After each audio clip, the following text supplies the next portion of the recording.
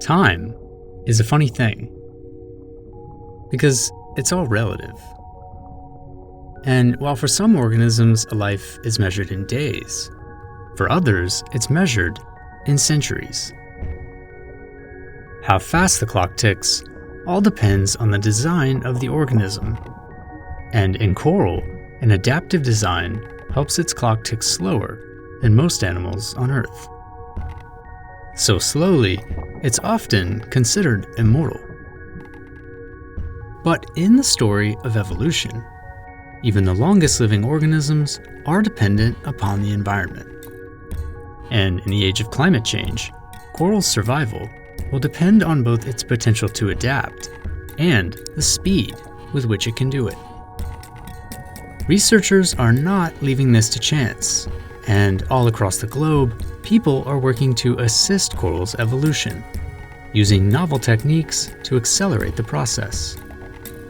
The question is, will they be able to help coral in time? Find out over the next 4 parts as we investigate both coral's inherent evolutionary potential and the ways scientists might assist it. Who knows? We may even uncover its secret to immortality.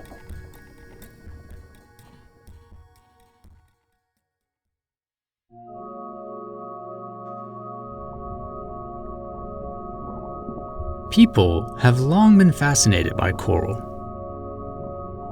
Both ancient Arabic and Pacific Islander creation stories regard it as one of the first organisms to emerge.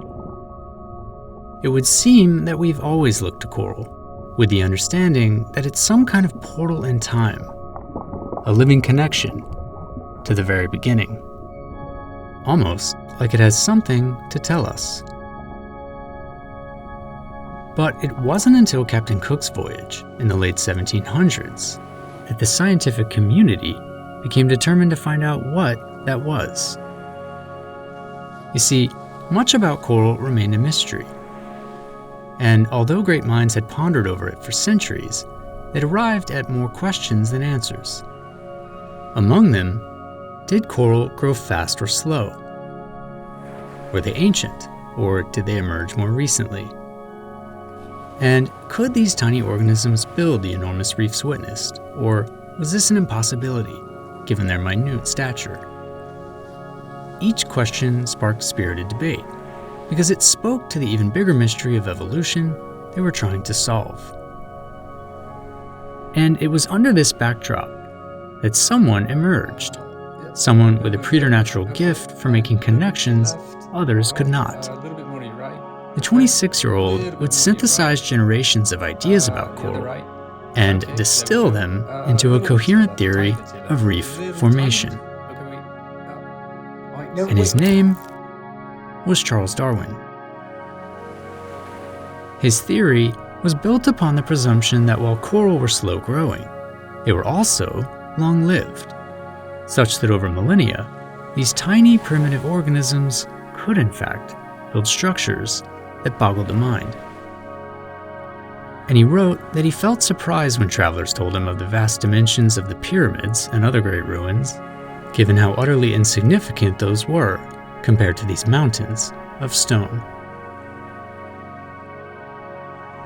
And he emphasized that the key to these incredible reef formations was adaptability. But how exactly did coral adapt? Darwin was consumed by this question, not just for coral, but for every living thing.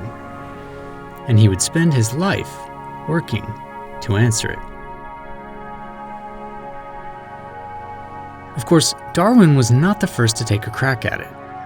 In the centuries before him, much had been theorized about how adaptation, or the process of evolution, might work. And one of the most popular theories had come to be known as the inheritance of acquired characteristics. It was the idea that organisms' bodies acquired changes over time due to use or disuse, and then passed those changes to their offspring.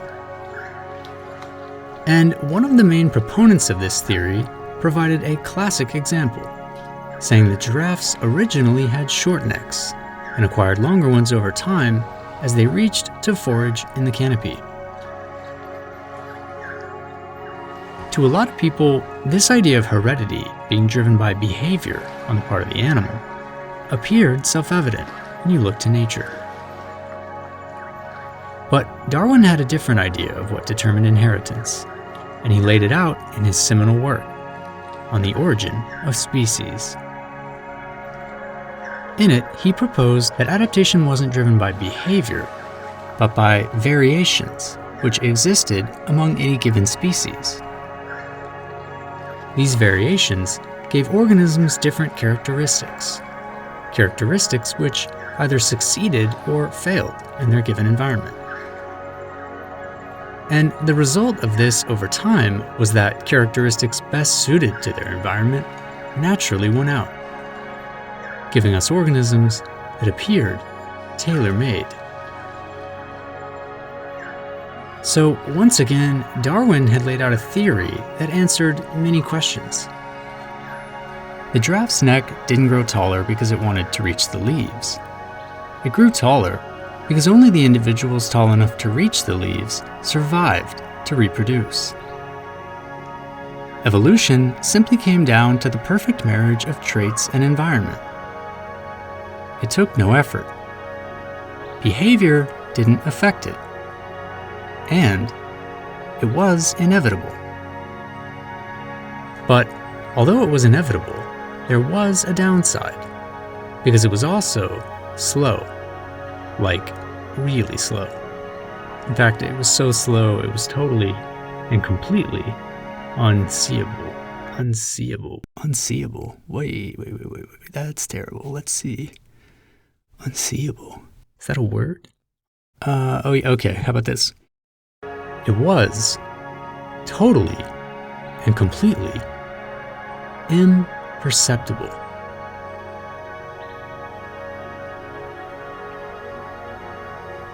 So, we've arrived at the first problem coral face when it comes to traditional evolution, and that is that natural selection appears too gradual to keep up with climate change. Because while the speed of natural selection is, well, natural, the speed of climate change is anything but. Coral don't have millennia to adapt. They need to do it over the next few decades.